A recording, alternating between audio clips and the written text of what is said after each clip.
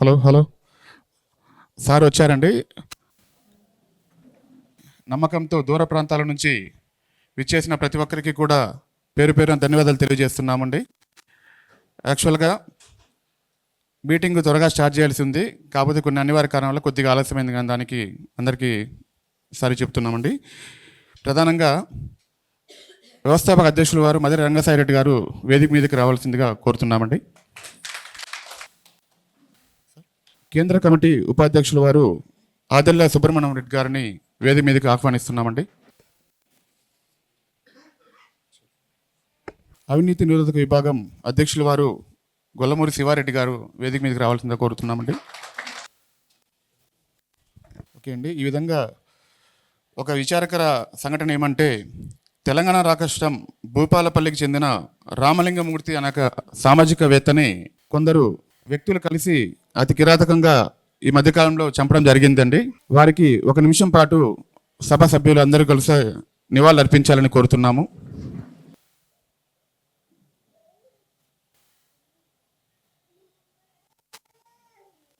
సామాజిక కార్యకర్తలను ఇప్పటికీ 2005 నుంచి ఆర్టీఏ ప్రవేశపెట్టినప్పటి నుంచి కూడా చాలామంది ఈ విధంగా వేధింపులు గురి చేసి వాళ్ళని మనశ్శాంతి లేకుండా వాళ్ళని చంపడం జరిగిందండి. ఇది చాలా విచారకర విషయము. దీనిపైన కేంద్ర రాష్ట్ర ప్రభుత్వాలు మరింత చట్టాలను కఠితరం చేసి సామాజికవేత్తలకు రక్షణ కల్పించాలని మేము ఎప్పటి నుంచో కూడా డిమాండ్ చేస్తున్నాము. ఇవన్నీ కూడా గతంలో ఉన్నత స్థాయి ప్రజాప్రతినిధుల దృష్టికి కూడా తీసుకెళ్లడం జరిగిందండి ప్రజా సంకల్ప వేదిక ఆధ్వర్యంలో.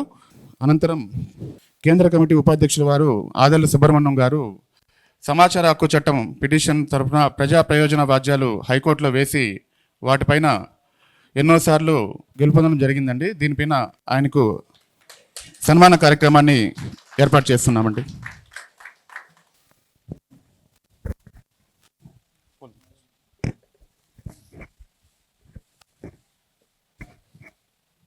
అందరూ కరతాళ ధ్వనులతో తెలియజేయాలని కోరుతున్నాను.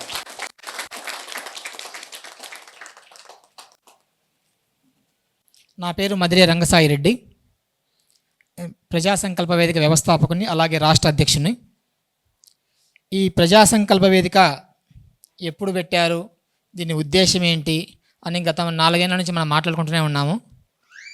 కానీ ఈరోజు ఒక దురదృష్టకర సంఘటన, ముప్పూరి వెంకటరమణ అనే మన ప్రజా సంకల్ప వేదిక సభ్యుడు నిన్నటి రోజు అనారోగ్య కారణాల వల్ల ఆయన గత 2 ఏళ్ల నుంచి కూడా అనకాపల్లి జిల్లా ప్రెసిడెంట్ ఆర్టీ విభాగానికి, ఆయన అనారోగ్య కారణం వల్ల చనిపోయారు. మీరందరూ దయచేసి 1 నిమిషం మౌనం పాటించాలని కోరుతున్నాం.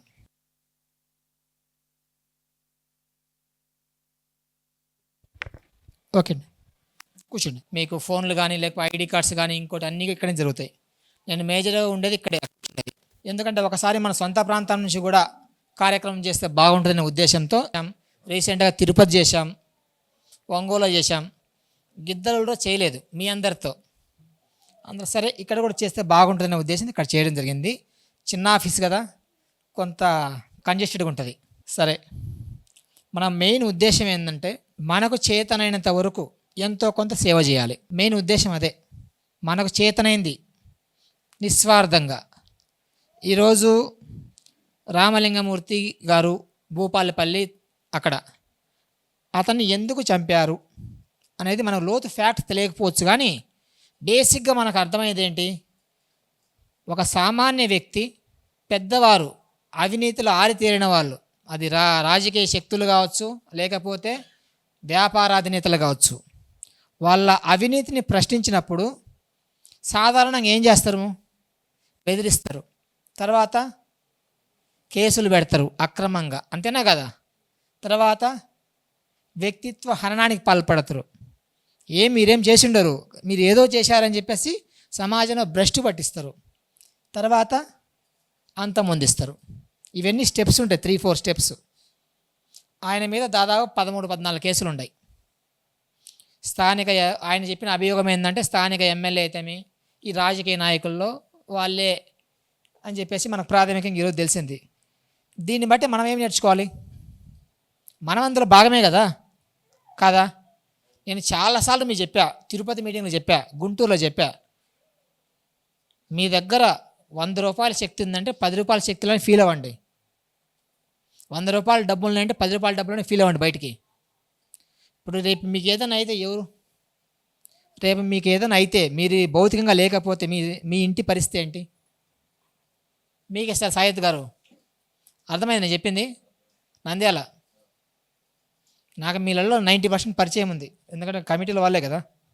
చెంగల్రాయుడు గారు మీరు కూడా పెద్ద పెద్ద సీనియర్ రోజులు పోతుండ్రు, కొంచెం చూసుకోండి, తప్పులేదు. అందుకోసమే మన ప్రజా సంకల్ప వేదిక ఉండేది. మీరు వ్యక్తిగతంగా ఒకటి ఏదైనా మీ ప్రాంతంలో పెట్టాలంటే కొన్ని ఇబ్బందులు ఉంటాయి. ఉదాహరణ, చిత్తూరులో ఒక సమస్య ఉందనుకోండి, అది మీరు విజయనగరం నుంచో శ్రీకాకుళం నుంచో పెట్టేయండి, కంప్లైంట్స్ పెట్టేయచ్చు కదా. ఈరోజు మీకు రాష్ట్ర కమిటీలు ఉన్నాయి కదా, మీకు రాష్ట్ర అధ్యక్షులు ఉన్నారు కదా, మీకేం కావాలి? సమస్య పరిష్కారం కావాలి, అవినీతి బయట రావాలి, అంతే కదా కదా. నిజంగా మీ ప్రాంతం మీరు డెవలప్ కావాలంటే ఏం చేయాలి? సేవా కార్యక్రమాలు చేయండి. ఏం చేయాలి? అవినీతిని వెలికి తీయడం మీరు చేయొచ్చు మీ ప్రాంతంలో. ఎప్పుడు? మీ చర్మానికి దెబ్బ తగలనంతవరకు చేయండి, అంతేనా కదా. ఏం పెద్దయినా అట్లా కాదు, మేము బియాండ్ దూసుకుపోతామంటే మేము ఎక్కడో ఇక్కడ ఉంటాం, ఆయన ఎక్కడో చిత్తూరు ఉంటాడు, ఈయన ఎక్కడో మార్కం ఎక్కడో ఉంటారు. ఏదైనా జరిగినప్పుడు మనమేమి ఏదో పాత యుగాలలో ఉన్నాం కాదు కదా. చక్రం వేస్తే యాడికి పోయి రావడానికి, చీర లాగితే పోయి చీర పట్టుకోవడానికి అంత లేదు ఇప్పుడు. అది జరుగుతాయి ఇప్పుడు, అన్యాయం జరిగిపోద్ది. తర్వాత ఏం చేయగలం? నిరసన తెలపగలం మహా అంటే, లేదా కేసులు వేయగలం, అంతేనా కదా. నేను మిమ్మల్ని వార్నింగ్ ఇట్లా ఆల్రెడీ మన సోదరులు గతంలో మెసేజ్లు పెట్టారు మీ గ్రూప్లో. కొంచెం జాగ్రత్తగా ఉండండి. ఏదైనా సంఘం ద్వారా చేయండి పనులు. ప్రజా సంకల్పం ఒకటే చెప్పట్లే. ఈరోజు నిస్వార్థంగా సేవ చేసే సంఘాలు చాలా ఉన్నాయి రాష్ట్రంలో. మీరు ఒక సంఘం ద్వారా చేస్తే ఏమైంది? ఒక శక్తి వస్తుంది మీకు. బయట అవినీతిపరుడు ఏమనుకుంటాడు? ఈ వ్యక్తి జోలు పోతే సంఘం ఉంది అనే భయం అయితే ఉంటుంది. కాబట్టి ఈసారి నుంచి మాత్రం మీరు వచ్చారు కాబట్టి, అది మానవ సంకల్పమో ఇంకొక అతీత సంకల్పమో మాకు తెలియదు. ఇక నుంచి మాత్రం మీరు ఈ ప్రోగ్రాం అయిపోయిన తర్వాత మీ రాష్ట్ర అధ్యక్షులు ఏదైతే కమిటీ ఉందో రాష్ట్ర అధ్యక్షులు మీకు అపాయింట్మెంట్ ఇష్యూ చేసిన తర్వాత మీకు ఒక లెటర్ ప్యాడ్ ఇస్తారు, ఒక ఫార్మాట్ లెటర్ ప్యాడ్ తెచ్చుకోండి. మీరు దాని మీదనే ఇప్పటి నుంచి ఫైట్ చేయండి న్యాయ పోరాటాలు. ప్రాథమికంగా నేను ఒక హైకోర్టు అడ్వకేటు. మా రోల్ ఆఫ్ ప్రాక్టీస్ లిమిటెడ్గా కొంతవరకు ఉంటుంది. ఈరోజు కొన్ని సబ్జెక్టులో నాకంటే మహానుభావులు ఉంటాయి. ఇక్కడ ఉండరు. నాకు తెలియదు, నేను కంటే నేర్చుకుంటూనే ఉంటా. ఏం సార్, మనకు తెలుసుకోవాలా. మీకు అడిగిన ప్రతి దానికి కూడా మన వాళ్ళు చెప్తారు. వన్స్ ఏంటంటే ప్రాథమిక సమావేశం అయిపోయిన తర్వాత నేను అపాయింట్మెంట్స్ వేరే వర్క్ ఉంటుంది, ఇదంతా నేను చేసుకుని పోతాను. మీ మీటింగ్ జరుగుతూనే ఉంటుంది సాయంత్రం వరకు. మీరు మాట్లాడాలి, మీరు బయటకు వచ్చి మాట్లాడాలి, మీకు సలహాలు చెప్తుంటారు. మీకు ఇంకా ఏదైనా ఆర్టీఐ పెట్టాలంటే ఏ పాయింట్స్ మీద పెట్టాలి, ఎలా పెట్టాలి, ఇక్కడే మీకు రాసి చాలా అది కూడా ఉంటుంది. ఇబ్బంది ఏమీ లేదు, పూర్తిగా అదే పని ఈరోజు మనకి. నేను పక్క వెళ్ళిపోతా. ఓకేనా పెద్ద ఆయన? సార్ మాట్లాడండి, మీరు సార్ మాట్లాడండి. మీరు అన్ని సుబ్రహ్మణ్య రెడ్డి గారికి మాట్లాడండి, ఇబ్బంది ఏం లేదు. మీలాగానే 2005 నుంచి కూడా ఏం లేదు వచ్చిన పర్పస్ అదే కదా సార్, అడగాలి, తప్పులేదు కదా. అంత రైట్, మీరు అడగాలి. మీరు 1000 మంది సభ్యత్వం, ఉచిత సభ్యత్వం చేయాలి మనకు. ఉచిత సభ్యత్వం, సమర్థవంతంగా పనిచేసే వాళ్ళు నిస్వార్థంగా పనిచేయాలి. అక్కడ ఏదైనా ఇలాంటి సమస్య వచ్చినప్పుడు మీకు అండగా నిలబడే ఆ 1000 మంది, మేమంతా సలహా ఇచ్చేవాళ్ళం బయట నుంచి, అవునా కదా. ఎంతమంది ఉండాలి? కనీసం మీ కుప్పంలో 1000 మంది ఉండాలి. సరే, అది రాజకీయ ఎత్తుగడన ఇంకోట అని పక్కనేస్తే మనము ఆ ఫ్యాక్ట్ మనకు తెలియదు. కాబట్టి ఏదైనా కూడా చట్టాన్ని కాపాడడం కోసము ప్రజలుగా మన బాధ్యత. మీరైతే మాత్రము నరేష్ గారు మాట్లాడుతారు, నరేష్ చిత్తూరు జిల్లానే మాట్లాడుతారు, సార్ కూడా చిత్తూరు జిల్లానే, తిరుపతి మాట్లాడతారు. మీతో తర్వాత 1000 మంది తగ్గకుండా చూసుకోండి, అంతా ఉచితమే, ఒక్కడే రూపాయి తీసుకోవాల్సిన పని లేదు. ఇక్కడ కాన్సెప్ట్ ఏంటంటే నిస్వార్థంగా పనిచేయాలి, అంతే. మీరు ఇప్పటిదాకా ఏం కార్యక్రమాలు చేశారు ఇవన్నీ, ఇది సమయం కాదు. మీరు మన సోషల్ మీడియా ప్లాట్ఫామ్ చూడొచ్చు, అంతా ఓపెనే కదా. మనము అనాథ శరణాలయాల్లో మనకు చేతనైన సహాయాలు చేశాము, అంటే సేవా కార్యక్రమాలు కూడా. పల్లెటూర్లలో రోడ్లు బాలైన దగ్గర కొంత మరమ్మతులు చేయించాము. సొంత డబ్బులతో కొన్ని కుంటలు, నీటి కుంటలు, ఎందుకంటే మేము రైతు కుటుంబంలో పుట్టాం కాబట్టి మనకు తెలుసు నీటి కుంట ఉపయోగం ఏంటి. నీటి కుంటలు రిపేర్ చేయించాము, కొన్ని యాక్సిడెంట్లు జరిగే కూడళ్లలో చేయించాము, మనకు చేతనైంది న్యాయ సహాయంతో పాటు మిగతా పనులు కూడా చేయించాము. అవన్నీ ఇప్పుడు చెప్పడానికి ఇది సమయం కాదు. ఇంకోటి చాలా చాలా దూర ప్రాంతం ఇచ్చారు అందరూ. ఏదేమైనా సాయంత్రం 4 కల్లా డిస్పాచ్ చేయడం మా ఉద్దేశం. ఈ అపాయింట్మెంట్లు అన్ని కంప్లీట్ చేయాలి కాబట్టి మీరు అన్నీ కూడా మీరైతే మాట్లాడుతూనే ఉండాలి. మీరు బయటకు వచ్చి మాట్లాడాలి, సలహాలు ఇస్తుంటారు.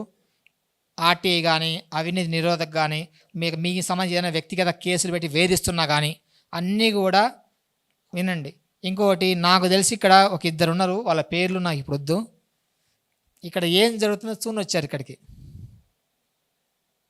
అర్థమైన అయిపోయింది పెద్దయినా ఇక్కడ ఏం చేస్తుండ్రు వీళ్ళు అని నిఘా పెట్టి 2 వచ్చారు. ఆ 2 పేర్లు నేను చెప్పను. ఆ 2 మొహం ఇప్పుడు ఛాన్సాలు చూశాను. అర్థమైందా? మీరు తెలియదు అనుకోకండి. ఇప్పుడు అన్ని విభాగాల్లో నాకు పరిచయాలు ఉన్నాయి. ఈ స్పెషల్ బ్రాంచ్ అయితే అర్థమైంది కదా. తెలియక ఉండము కానీ మనం క్వశ్చన్ చేయమంతే. మాట్లాడేది మొత్తం రికార్డ్ చేస్తున్నాం. ఈ రికార్డింగ్ అంతా ఎక్కడ అప్లోడ్ కూడా చేస్తాం. మనం ఏవి తప్పు మాట్లాడం. అర్థమైంది మీకు? అది మీరు గుర్తుపెట్టుకోండి. అందుకనే ఇక్కడ కెమెరాలు ఉన్నాయి, మొత్తం ఈ కెమెరా ఉంది. ఏదైనా యాజ్ పర్ లానే మనం చేయాలి. ప్రజా సంకల్ప వేదిక అంటే 100% యాజ్ పర్ లానే చేయాలి. న్యాయం లేటే కానీ న్యాయమే గెలుస్తుంది. అవునా కదా? న్యాయం గెలసదు అంటే మనం వీడికి రావడం అనవసరం. ప్రజా సంకల్పం 100% న్యాయం మీదనే నడుస్తుంది. ఓకేనా? సరే, ఇప్పుడు ఏం చేస్తామంటే ఒక్కొక్క జిల్లాకు ఒక ఇన్ఛార్జ్ వస్తారు మన వాళ్ళు బయటికి. కూర్చోండి, అక్కడ ఇక్కడ కొంతమంది కూర్చోండి. మీరు చూశారు కదా గుంటూరులో, తిరుపతి చూశారు కదా, గుంటూరులో మీరు చూశారు కదా ఎట్లా ప్రొసీజర్ అనేది. మీరు ఏ పని చేస్తారో ఆ బాధ్యత మీరే సెలెక్ట్ చేసుకోవాలి. మేము సెలెక్ట్ చేయమండి. మళ్ళీ చెప్తుండా, అధ్యక్షుడు, జిల్లా అధ్యక్షుడు అది మీరే సెలెక్ట్ చేసుకోవాలి. నేను ఎలా సెలెక్ట్ చేస్తా? మాకు వ్యక్తిగతంగా క్యాస్ట్లు ఇట్లాంటివి ఏమి ఉండవు, సంస్థకు ఉండవు. మీరు పని చేయలేదు, మీరు ఆలోచించుకోవాలి. బాధ్యత పెద్దదైతే పని కూడా పెద్దగానే ఉంటుంది. ఇప్పుడు ఈ ప్రజాసంఘ ఐడి కార్డు ఇస్తారు అనే వాళ్ళు ఇక్కడ లేరు. మీరు కేవలం ఐడి కార్డు ఇక్కడ రారు. బయట కొన్ని సంఘాలు 1000 రూపాయలు, 1200, 1500, 2000 ఇచ్చే రిజిస్టర్ పోస్ట్ ఈ టెక్నాలజీ ఇంటికి పంపిస్తున్నారు. కార్డులు పంపించట్లేదా? కానీ ఇటుకి రావాలంటే 3000, 4000, 5000 ఖర్చు అట్లా 4 వచ్చాయి. కానీ కార్డుకు వచ్చిన కాదు ఇక్కడ. నాకు ఆ నమ్మకం ఉంది మీ మీద. మనం కొంత రోజుకు 1 గంట, అరగంట మన వాళ్ళ కోసం మేము చెప్పే కార్యక్రమం వీక్లీ వన్సే ఉంటుంది. మిగతా మీరు పెడుతున్నారు కదా సమస్యలు, వాడికి సలహాలు ఇవ్వడం మీరు చేయాలి కదా అటు మీద. సరేనా? ఒక్కసారి ఇప్పుడే నేను చెప్తాను మీకు. శివారెడ్డి గారు, ప్రకాశం జిల్లా ఎంతమంది ఉన్నారు? ప్రకాశం పాత వాళ్ళు కాదు, కొత్త వాళ్ళు. ఇప్పుడు వచ్చిన వాళ్ళు, గుంటూరు తిరుపతి రాని వాళ్ళు ఇప్పుడు వచ్చిన వాళ్ళు. ప్రకాశం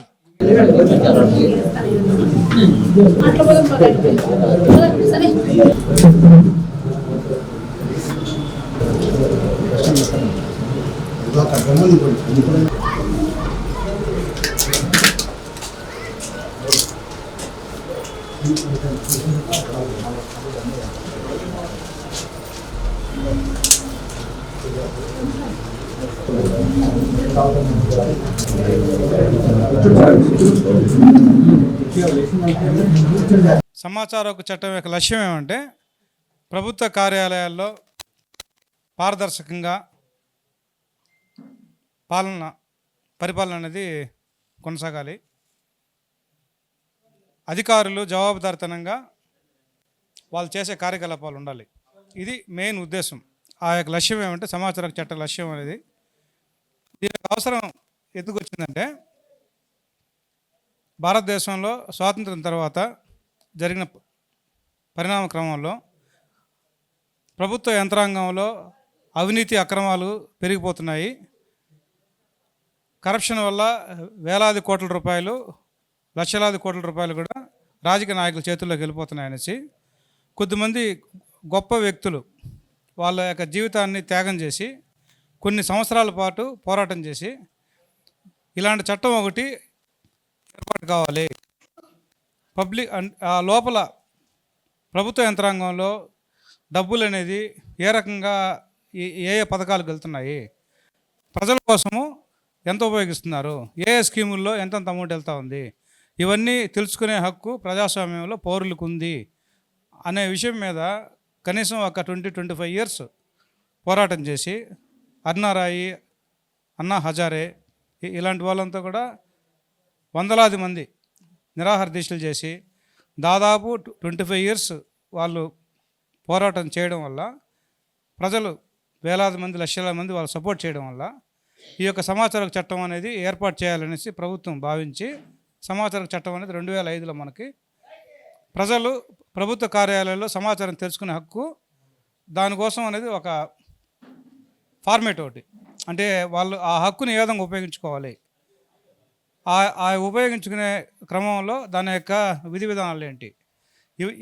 ఇది సమాచార చట్టం కింద వచ్చింది మనకి. ఇప్పుడు దీంట్లో భాగంగా ఏమంటే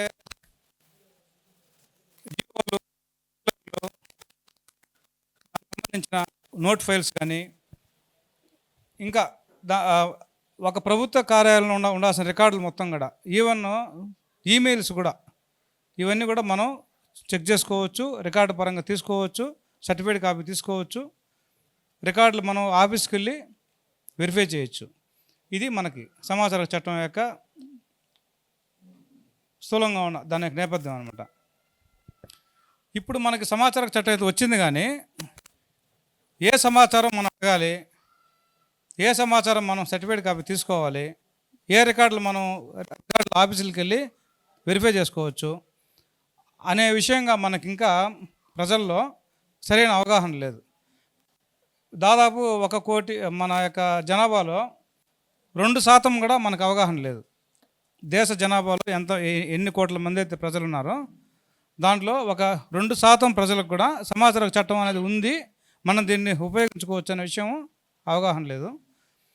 సమాచార చట్టం వల్ల ఏ విధమైన ఉపయోగం ఉంటుంది, మనకి సమాజం ఏ విధంగా మారుతుంది, ఏ విధమైన మార్పులు చూడవచ్చు మనము అనే విషయం మీద కూడా చదువుకున్న వాళ్ళు కూడా అవగాహన లేదు.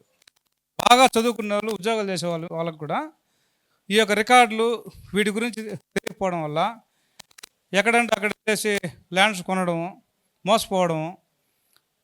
బాగా చదువు ఉద్యోగం చేసేవాళ్ళు కూడా ఒక ల్యాండ్ రికార్డు ఎఫ్ఎంఏ అంటే తెలియదు. అంటే మనం ఏమంటే మనకి ఏది అవసరమో పబ్లిక్కి, దేని మీద మనకి నాలెడ్జ్ ఉండాలి. ఇప్పుడు భూమి అనేది చాలా ఇంపార్టెంట్. మన ప్రతి ఒక్కరు ఉద్యోగం చేస్తున్నారంటే కంపల్సరీగా ఒక ల్యాండ్ కొంటారు, ఒక సైట్ కొనడము, అగ్రికల్చర్ ల్యాండ్ కొనడం. ఆ రికార్డులు చేంజ్ అయిపోయినప్పుడు, ఇల్లీగల్గా మ్యూటేషన్ చేసినప్పుడు దాన్ని ఏ విధంగా ఎదుర్కోవాలి, ఏ విధంగా మనం దాన్ని ఫేస్ చేయాలి అనే విషయం మీద ఒక ఐడియా అనేది లేదు. ఈవెన్ అడ్వకేట్లు కూడా, ప్రాక్టీస్ అడ్వకేట్లు కూడా రికార్డులు మనం ఏదైనా ఆ సమాచారం ఇస్తేనే కేసు ముందుకు పోతుంది. రికార్డులు లేవనుకోండి ముందుకు పోవు. అప్పుడు ఏం చేస్తారు వాళ్ళు, ఆఫీసులో తహసీల్దార్ని కాల్ చేస్తారు కోర్టుకి, మీరు కోర్టుకు వచ్చి రికార్డు సబ్మిట్ చేయమని చెప్పి. వాళ్ళు రారు, వాళ్ళు రికార్డులు ఇవ్వరు. ఇవ్వనప్పుడు కూడా వీళ్ళు ఏం చేయలేని పరిస్థితి ఉంది.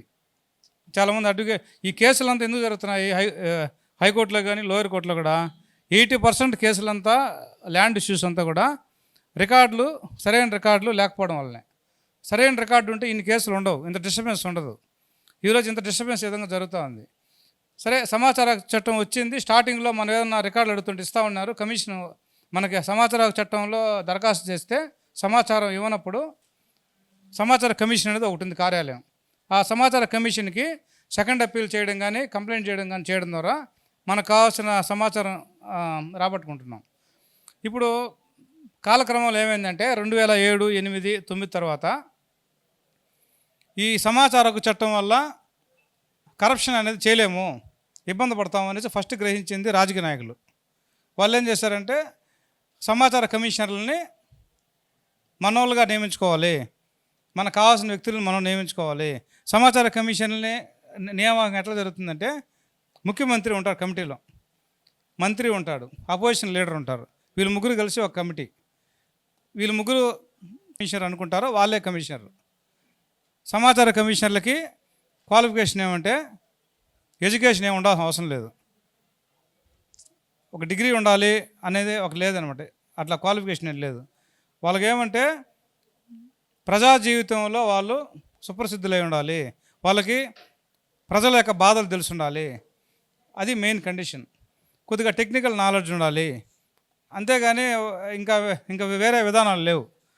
అందువల్ల ఏమవుతుందంటే ఇప్పుడు మనం బాగా చదువుకొని అడ్వకేట్లుగా ఉండేవాళ్ళు, పెద్ద పెద్ద మంచి స్థాయి ఉండేవాళ్ళు, సమాజంలో ఫైట్ చేసేవాళ్ళు, ఇట్లాంటి సమస్యలు పెట్టిన వాళ్ళు, ప్రజల కోసం పనిచేసేవాళ్ళు, ఇట్లాంటి వాళ్ళు మనం ఇప్పుడు కమిషనర్గా వెళ్దామంటే మనం సెలెక్ట్ చేయరు. ఎవరికైతే రాజకీయ అండ ఉంటుందో వాళ్ళని సెలెక్ట్ చేస్తారు. వాళ్ళ ద్వారా ఏం చేస్తారంటే మన యొక్క దరఖాస్తుల్లో, మన పెట్టిన కేసుల్లో, కమిషన్లో ఏదైనా సీరియస్నెస్ ఉంటే వాటిల్లో సమాచారం ఇప్పించకుండా ఎట్లా కేసుని డైవర్ట్ చేయాలి అనే విధానాలు ఎక్కువ ఫాలో అవుతున్నారు. ప్రధానంగా ఏమంటే ఈ కేసులు ఎక్కువ డిలే చేస్తారు హీరింగ్ పెట్టకుండా. ఇప్పుడు ఒక రోజుకి ఒక 50 కేసులు హీరింగ్ పెట్టచ్చు అనుకోండి, 10 కేసులే హీరింగ్ పెడతారు. అప్పుడు ఏమవుతుందంటే ఈరోజు మనం కమిషన్లో పెట్టే కంప్లైంట్ అనేది 1 year, 1.5 year, 2 years కూడా జరుగుతుంది కేసు, ఒక 3 years కూడా పడుతుంది. ఇట్లా మళ్ళీ ఇంకోసారి ఏం చేస్తారంటే కమిషనర్లకు నియామకం చేయాల్సినప్పుడు ఇన్ టైంలో చేయకుండా లేట్ చేస్తారు. 2 years గ్యాప్ వచ్చిందనుకోండి, కమిషనర్లు నియామకం చేయకపోతే ఇవంతా కేసులంతా పెండెన్సీ పెరిగిపోతాయి. అంటే వీళ్ళు చట్టాన్ని ఏదో రకంగా ఎక్కడో దగ్గర ల్యాబ్స్ అనేది క్రియేట్ చేయాలి అనేది రాజకీయ నాయకులు ఫస్ట్ గ్రహించారు. ఎందుకంటే సమాచార చట్టం సక్రమంగా పనిచేస్తే ఆఫీసుల్లో ఉన్న రికార్డులన్నీ మొత్తం బయట వెళ్ళిపోతాయి, పబ్లిక్ చేతుల్లోకి వెళ్ళిపోతాయి. ఇంకా ఈ ఇష్యూస్, డిస్ప్యూట్లు, మనం ఏదైనా కబ్జాలు చేయాలన్నా, రికార్డులు మార్చాలన్నా, ఇవన్నీ చేయాలంటే చేయలేము, తప్పుడు పని చేయాలన్నా చేయలేము, దొంగ కేసులు పెట్టాలన్నా పెట్టలేము. ఇప్పుడు పోలీస్ కేసులు కూడా ఏదైనా కేసు కంప్లైంట్ ఫైల్ అయిందంటే ఎఫ్ఐఆర్ అనేది ఆన్లైన్లో పెట్టాలి. కానీ ఇప్పుడు ఆన్లైన్లో రికార్డులు ఎక్కడైనా ఉన్నాయా? ఎఫ్ఐఆర్లు ఒకవేళ ఆన్లైన్లో పెట్టకుండా ఉండాలంటే డిఎస్పి దానికి సైన్ చేయాలి. డిఎస్పి దానికి రీజన్స్ రాసి సో అండ్ సో ఎఫ్ఐఆర్ ఆన్లైన్లో పెట్టకూడదని. మిగతా ఎఫ్ఐఆర్లు అన్నీ పెట్టాలి ఆన్లైన్లో, పబ్లిక్ డొమైన్లో, పబ్లిక్ వ్యూలో ఉండాలి. ఇప్పుడు మన జిల్లాలో ఎన్ని కేసులు నమోదైనాయి, పోలీసులు ఎన్ని కేసులు నమోదు చేశారు, ఎఫ్ఐఆర్ కట్టినారు, ఇవన్నీ తెలుసుకోవాలంటే మనకి ఆన్లైన్లో చూస్తే తెలిసిపోవాలి మనకి. అప్పుడు క్రిమినల్స్ ఎవరు, దొంగ కేసులు ఏంటి, వీళ్ళు ఏమేమి పెట్టినారని మనకి ఇది తెలిసిపోతుంది. ఇప్పుడున్న పరిస్థితి ఏంటి, ఎఫ్ఐఆర్ కట్టేస్తాడు, మనకు తెలియదు, ఎవరికి తెలియదు. అది ఎప్పుడో సమయం చూసుకొని ఒక 2 నెలలు, 3 నెలలు, 6 నెలల తర్వాత ఆ యొక్క కన్సర్న్ పార్టీ దగ్గరికి వెళ్తారు పోలీసు వాళ్ళు. నీ మీద ఎఫ్ఐఆర్ ఉంది, నువ్వు విధంగా తిరుగుతున్నావు, తప్పించుకొని తిరుగుతున్నాడు 6 నెలలుగా అని లోపల తీసుకెళ్తారు. అట్లా అంటే ఇదేమంటే ఈ యొక్క ఇన్ఫర్మేషన్ అనేది దాచిపెట్టి ఎట్లాంటి పనులు చేయాలి, ఏమేమి చేయాలనేది వాళ్ళ రాజకీయ నాయకులు బాగా విశ్లేషించుకుంటున్నారు. ఇప్పుడు దీంట్లో సమాచార చట్టం మీద చాలామంది మీరు కమిషన్లో కూడా కేసులు వేస్తుంటారు, నేను అనుకుంటున్నాను ఆ విధంగా. ఎందుకంటే ఇంత దూరం వచ్చారంటే ఒక ఆర్గనైజేషన్కి స్టేట్ లెవెల్లో, డిస్ట్రిక్ట్ లెవెల్లో పనిచేయాలనుకున్నప్పుడు మీకు కొంత అనుభవం ఉంటుంది. కనీసం ఒక దరఖాస్తులను చేస్తుంటారు మీరు, ఆర్టీఐ దరఖాస్తులు. ఆర్టీఐ దరఖాస్తు చేయకుండా ఉండేవాళ్ళు ఎవరన్నా ఉంటే చేతులు పైకి లేపండి ఒకసారి. Okay, right. చేసిన వాళ్ళు ఎక్కువ మంది ఉన్నారు, చేయకుండా ఉండాలి తక్కువ మంది ఉన్నారు. అంటే ఇవంతా ఎందుకు చెప్పానంటే ఈ సిస్టమ్ అనేది ఇప్పుడు వ్యవస్థ ఈ యొక్క సమాచార చట్టం అనేది చాలా మంచిది. దీంట్లో కొంతమంది ఎట్లా ఉంటారంటే కొద్ది రోజులు పనిచేస్తారు, మళ్ళీ గ్యాప్ వచ్చేస్తుంది, మళ్ళీ వెళ్ళిపోతాం, మళ్ళీ వస్తాం అనమాట. కుక్క తోకని పట్టుకొని ఇప్పుడు ఒక ఏదో సామెత ఉంది కదా, కుక్క తోక వంకర అనేసి, మనం లాగి పెట్టుకున్నంత వరకు చక్కగా ఉంటుంది, అది వదిలేస్తే మళ్ళీ వంకర అయిపోతుంది. అట్లా ఈ యొక్క వ్యవస్థ కూడా ఎట్లుందంటే ఈ కరప్షన్ అనేది అలవాటు పడిపోయినారు. మనం యాక్టివ్గా ఎంతవరకు పని చేయగలుగుతామో అంతవరకు చక్కబడుతుంది. మళ్ళీ మనం ఎప్పుడైతే పని చేయమో అప్పుడు మళ్ళీ మామూలే యథాతథంగా అయిపోతుంది. ఇది పూర్తిగా మారిపోయి సెటరేట్ అయిపోతుంది, చెప్పేదానికి లేదు ఇది. అంటే మనం ఎప్పుడు నిరంతరం పనిచేస్తూనే ఉండాలి. ఈరోజు పనిచేసి రేపు వదిలేస్తామంటే కుదరదు అనమాట. కానీ కొంత టైము గట్టిగా పనిచేసి బాగా పనిచేస్తూ ఉందనుకున్నప్పుడు రిలాక్స్ అవ్వచ్చు.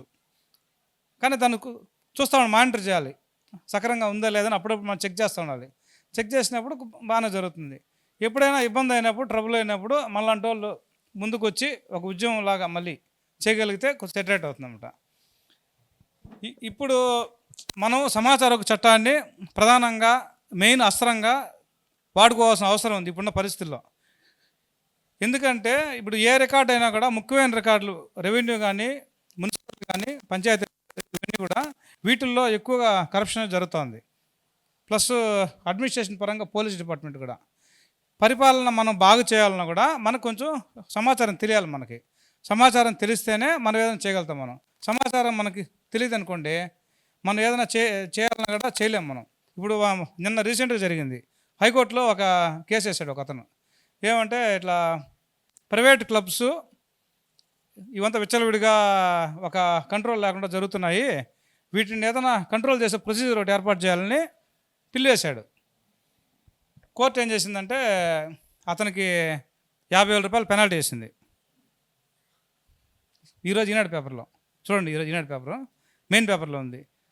ఎందుకు వేసిందంటే పెనాల్టీ కోర్టు అడిగిందనమాట, ప్రైవేట్ క్లబ్బులు ఇట్లా కంట్రోల్ లేకుండా విచ్చలవిడిగా జరుగుతున్నాయనేసి మీ దగ్గర ఏదైనా సమాచారం ఉందా? సమాచారం ఉంటే సబ్మిట్ చేయమని చెప్పారు కోర్టుకి. అతని దగ్గర లేదు. అందువల్ల ఎప్పుడు మనము ఫస్ట్ వ్యవస్థ సరిగ్గా పనిచేయలేదంటే మన దగ్గర సమాచారం ఉండాలి. సమాచారం లేకుండా మనం ఏదైనా చేసామనుకోండి, మనం ఏదైనా వీడియో చేసాము, యూట్యూబ్లో మాట్లాడామనుకోండి, కేసులు పెడతారు. కాబట్టి మన దగ్గర సమాచారం పెట్టుకొని మాట్లాడితే ఏమన్నా మాట్లాడచ్చు మనం. ఈరోజు నేనేమంటానంటే, ఆంధ్రప్రదేశ్ రాష్ట్రంలో జిల్లా కలెక్టర్లు, జాయింట్ కలెక్టర్లు అన్ని జిల్లాల్లో వాళ్ళు పనితీరు, వాళ్ళు చేయాల్సిన డ్యూటీస్ చేయకపోవడం వల్ల కమ్యూనల్ ల్యాండ్స్ అంటే చెరువులు, శ్మశానాలు, కుంటలు కానీ, కాలువలు కానీ, మేతబీడు భూములు, అడవి భూములు, ఇవన్నీ కూడా ప్రతిరోజు కబ్జా గురవుతున్నాయి. దీనికి ఎవరు ప్రధాన కారణం అంటే మీరు రికార్డ్ చేసుకోవచ్చు కావాలంటే. దీనికి ప్రధానమైన బాధ్యత ఎవరిది అంటే జిల్లా కలెక్టర్లు, జాయింట్ కలెక్టర్లు. వాళ్ళు చేయాల్సిన డ్యూటీ వాళ్ళు చేయకపోవడం, వాళ్ళు చేయాల్సిన డ్యూటీ వాళ్ళు చేయలేదని కాగ్ రిపోర్ట్ కూడా చెప్పింది. GORT number 386, GOMS number 188, Panchayati Raj department 2011లో పంచాయతీ ప్రాపర్టీస్ కాపాడేదానికి ఒక రూల్స్ ఫ్రేమ్ చేశారు. జిఓఎంఎస్ 188 2011 సంవత్సరంలో పంచాయతీరాజ్ డిపార్ట్మెంట్ జిఓ. దాంట్లో ఏమంటే పంచాయతీ ప్రాపర్టీస్ని ఏ విధంగా కాపాడాలి అనేది ఒక రూల్స్ అనేది ఫ్రేమ్ చేశారు. ఆ రూల్స్ ప్రకారంగా ఎవరి పంచాయతీ అనమాట, ప్రతి పంచాయతీ ప్రాపర్టీస్ సంబంధించి ఒక గెజిట్ నోటిఫికేషన్ ఇవ్వాలి. ఆ యొక్క గెజిట్ నోటిఫికేషన్ ఇవ్వాల్సిన బాధ్యత ఎవరిది? జిల్లా కలెక్టర్. ఆ జీవో ప్రకారంగా దానికి ఒక జిల్లా కమిటీ ఉంది. ప్రతి 3 నెలలకు ఒకసారి వాళ్ళు సమావేశం ఏర్పాటు చేసి వాళ్ళ జిల్లాల్లో పంచాయతీ ప్రాపర్టీస్ ఎక్కడెక్కడ ఆక్రమణలు జరుగుతున్నాయో దాని అంతా రివ్యూ చేసి ఎప్పటికప్పుడు దాన్ని ఇమ్మీడియట్గా ఎస్పీ యొక్క ఆధ్వర్యంలో పోలీస్ ప్రొటెక్షన్ పెట్టి దాన్ని అంతా తొలగించాలి. కానీ వాళ్ళు ఎవ్రీ 3 మంత్స్కి ఒకసారి మీటింగ్ పెట్టాలి. 2011లో జీవో వచ్చింది. ఇప్పుడు జీవో వచ్చి 14 సంవత్సరాలు అయింది, ఇంతవరకు ఒక మీటింగ్ పెట్టాల కలెక్టరు. అదే కలెక్టరు రాజకీయ నాయకులు చెప్తే వాగు బొరంబోకులో అనాదనంగా మార్చేయడం, మార్కెట్ వాళ్ళకి అమ్మేయడం, నాకు తెలిసి అనేక ఉదాహరణలు ఉన్నాయి. జిల్లా కలెక్టర్లు పెద్దవాళ్ళ కోసం, బాగా డబ్బుండోళ్ళ కోసం వాల్యుబుల్ ల్యాండ్స్ని వాగు బొరంబోకుల్లో అనాదనంగా మార్చేసి మార్కెట్ వాల్యూకి అమ్మేశారు. మార్కెట్ వాల్యూ అంటే ఎంత ఉంటుంది? ఎకరా 10 లక్షలు, బయట మార్కెట్లో 3 కోట్లు, 3 కోట్ల రూపాయలు ల్యాండ్. దాన్ని ఒక 2 acres ల్యాండ్ ఇచ్చారు ఒక సమాజంలో ఉన్న ఒక పెద్ద వ్యక్తికి. అంటే ఇప్పుడు ఎవరు ఇది బాధ్యత? ఇతను జీవో ప్రకారం చేయాల్సిన డ్యూటీ చేయలేదు. వాగు బొరంబోకుని అనాదనంగా మార్చే అధికారం అతనికి లేదు. అతను లేకపోయినా కూడా రాజకీయ ఒత్తిళ్లతో వాగు బొరంబోకుని అమ్మేశారు, మార్కెట్ వాల్యూకి అమ్మేశారు. అంటే ఇప్పుడు జిల్లా కలెక్టరు సక్రమంగా పనిచేసి ఉంటే కమ్యూనల్ ల్యాండ్ అనేది సేవ్ అయి ఉంటుంది కదా. ఇంకో ఉదాహరణ ఏమంటే ఈ జిఓఆర్టీ నెంబర్ 386 2007లో వచ్చిన జిఓ అది. ఇప్పుడు మన ఏపీ స్టేట్లో ఏ జాయింట్ కలెక్టర్ కూడా పట్టించుకోవాలి దాన్ని. జాయింట్ కలెక్టర్ దాంట్లో జిల్లా కమిటీ ఉంది, దానికి district level committee for protection of water bodies. ఆ కమిటీ అనేది 2 మంత్స్కి ఒకసారి మీటింగ్ అవ్వాలి. వాటర్ బాడీస్ ఎక్కడైనా ఎంక్రోచ్మెంట్ అయితే పట్టించుకోవాలి. ఇప్పుడు ఈ జాయింట్ కలెక్టర్లు ఎక్కడ పనిచేయడం లేదనేసి నేను చెప్తున్నాను. నేను ఆర్టీ యాక్ట్ ద్వారా దరఖాస్తు పెట్టి సో అండ్ సో జీవో ఉంది, ఆ జీవో ప్రకారంగా మీరు ఎప్పుడైనా మీటింగ్స్ ఏర్పాటు చేసి ఉంటే ఆ మీటింగ్ మినిట్స్ కాపీస్, మీటింగ్ పెట్టిన డేట్స్, ఏ డేట్లో మీరు మీటింగ్ పెట్టినారు ఆ కాపీస్ కావాలని అడిగాం. అడిగితే వాళ్ళు రిప్లై ఇలా. మళ్ళీ మన కమిషన్కి పోయి సంవత్సరం అయిన తర్వాత ఈరోజు రిప్లై వచ్చిందన్నమాట. ఏమంటే ఇట్లా మీటింగ్స్ ఏం ఏర్పాటు చేయలేదు, మీటింగ్ మినిట్స్ లేవని చెప్పించారు. అంటే ఇప్పుడు సమాచారం ఉంది కాబట్టి నేనేమంటాను, భారత రాజ్యాంగం ఆర్టికల్ 48, 51A ఏం చెప్తుంది, మన పర్యావరణం కాపాడుకోవాలని చెప్తా ఉంది. పర్యావరణం కాపాడుకోవాల్సిన బాధ్యత ఎవరిది చెప్పండి? ప్రజలది. ప్రజలది ఒకటే కాదు, అధికార యంత్రాంగం కూడా. అధికార యంత్రాంగము ప్రభుత్వము కాపాడాలి, పౌరులు కూడా కాపాడుకోవాలి. అందరిది ప్రభుత్వ యంత్రాంగం మీద కూడా చాలా బాధ్యత ఉందన్నమాట అది. ఇప్పుడు వాళ్ళ డ్యూటీ వాళ్ళు చేయడంలే, శాలరీస్ మాత్రం తీసుకుంటున్నారు. ఇప్పుడు వీళ్ళకంతా జీతాలు తీసుకునే ఎలిజిబిలిటీ ఉందా? కలెక్టర్లకి, జాయింట్ కలెక్టర్లకి ఆంధ్రప్రదేశ్ ప్రభుత్వంలో కమ్యూనల్ ల్యాండ్స్ని వీళ్ళు కాపాడలేకుండా అనేక భూములన్నీ కూడా ఆక్రమణ గురైపోయి చాలామంది దీంట్లో కోటీసులు అయిపోయినారు, ఎమ్మెల్యేలు అయిపోయినారు. ఒక చెరువు కబ్జా చేస్తే 50 కోట్లు 100 కోట్లు వస్తుంది. ఇంకా వాళ్ళే ఎమ్మెల్యే. నీతి నిజాయితీగా రాజకీయాలు ఫైట్ చేయాలంటే మనకు ఎట్లా చేయగలుగుతాం? డబ్బులు లేదంటే ఇప్పుడు అంతా రాజకీయం లేదు కదా. ఈ డబ్బులు ఏడ నుంచి వస్తూ ఉంది? అక్రమంగా సంపాదిస్తున్నారు, అక్రమంగా పెడుతున్నారు డబ్బులు, మళ్ళీ అక్రమంగా సంపాదిస్తున్నారు. ఇదొక అంతే. ఇదొక ఏమంటే మనం పెట్టుబడి పెడుతున్నాం, మళ్ళీ దాన్ని రాబట్టుకోవాలి. దీనికి ఎవరు సహకరిస్తున్నారు? రాజ్యాంగం ప్రకారంగా ఐఏఎస్ అధికారులు పనిచేయడంలా. అది మన యొక్క రాష్ట్ర దౌర్భాగ్యం. ఇప్పుడు ఈరోజు మనం పవన్ కళ్యాణ్ ఆయన పంచాయతీరాజ్ మినిస్టర్ గారికి కూడా లెటర్ పెట్టాం. ఇట్లా ప్రతి పంచాయతీలో పంచాయతీ గెజిట్లు అనేది రిలీజ్ చేయాలి. ఆ జీవో ఉంది. ఆ జీవో వచ్చింది కూడా సుప్రీంకోర్టు తీర్పు ప్రకారం వచ్చిన ఆర్డర్. ఆ ఆర్డర్ బేసిస్కి వచ్చిన జీవో. ఆ ఆర్డర్ని ఇంతవరకు ఎవరు పట్టించుకోవాలా. ఈరోజు ఇంకా పవన్ కళ్యాణ్ పట్టించుకుంటారు లేదు చూడాలి మనం. ఎందుకంటే ఆయన ఇప్పుడు స్వచ్ఛ రాజకీయాలు చేస్తాను, నేను అవినీతి అక్రమాలకి పాల్పడను, ₹1 తీసుకొని నేను ప్రభుత్వం దగ్గర నుంచి, నాకు ఎట్లాంటి ఆశ లేదంటున్నాడు. కాబట్టి ఆయనన్నా దీన్ని ఏమైనా చేయగలుగుతారేమో అని చెప్పి ఒక 4 months బ్యాక్ లెటర్ పెట్టాం. లెటర్ పెట్టినా కూడా ఇంతవరకు చలనం లేదు. ఇంకా దాన్ని రేపో ఎల్లుండో కోర్టులో కేసు వేస్తే కానీ హైకోర్టులో పిల్లు వేయాలి దీనికి. ఇంకా అంటే ఈ పిల్లు వేయాలంటే మనం డబ్బులు ఖర్చు పెట్టుకోవాలి. వాళ్ళేమో జీతాలు తీసుకుంటున్నారు లక్షలు. మనం ఇప్పుడు సమాజం కోసం పాటుపడాలనుకునే వాళ్ళు మన డబ్బులు ఖర్చు పెట్టుకొని మనం కేసులు వేసుకోవాలి. ఎవరినైనా ఏదైనా లోపం ఉంది, తప్పు పట్టాలంటే ఫస్ట్ మన దగ్గర సమాచారం ఉండాలి.